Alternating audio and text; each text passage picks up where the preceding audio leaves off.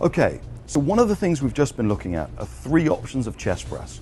We've looked at fully stabilized with the pad up here, and we're really looking to position that somewhere around the shoulder blades, the scapula, or just below. So in essence, we've got full stability. We looked at that in one of the clips. We also looked at the challenge associated with freestanding. So freestanding would be like it would be on any other cable system. There's no stabilization system, therefore that's the only option you have. And the third option we looked at was obviously partial stability when the pad was here, stabilizing at the top of the pelvis. Now, they were the three options that were looked at in this study by Peckinpah and colleagues from 2009. And one of the things we noticed was when the pad was fully stabilizing, so when the pad was up here in between the shoulder blades, we noticed that they could lift more load. Now, not just more load, 212% more load in this case, which means a significantly greater stimulus for muscular change.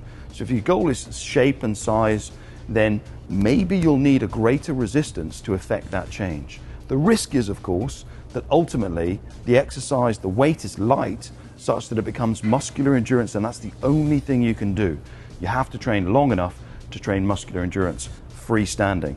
With full stability, we could lift 212% more load, as the study showed. What's interesting is we could lift 212% more load fully stabilized or partially stabilized. Remember, when the pad was stabilizing at the top of the pelvis.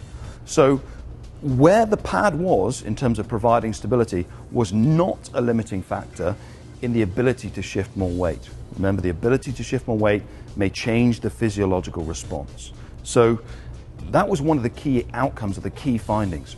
Remember, we mentioned earlier, with no stability pad, we're limited to around 40% of our body weight. Anyone beyond a beginner, that may move the load more towards a muscular endurance type load. The other key thing was looking at muscular activation. Now, take a step back. Many people will come to this kind of unit to train the abdominals during a chest press type movement. So the received thinking, commonly we're told and taught that by standing up using a cable, we're going to be engaging the abdominals. Interestingly, that study showed that there was no significant difference whether there was no stability, so they were freestanding, or whether the pad was back up here at the shoulder blade height in full stability. So there was no difference between freestanding or full stability in the abdominal activation, namely rectus abdominis and external obliques. So kind of a challenge to the received thinking. We can go one step further because we saw clearly when we have the pad in here stabilizing the top of the pelvis, we saw more abdominal activation. We saw the subject getting a little abdominal shape because it's an unaccustomed exercise, and those muscles are being worked. So when the pad was stabilizing the top of the pelvis, it was acting like a fulcrum, which really effectively targeted the abdominals. As we've said, the rectus abdominis and the external obliques. That same study by Peckinpah and colleagues from 2009 showed 184% more abdominal activation. So significantly more, and importantly, that was using the same load.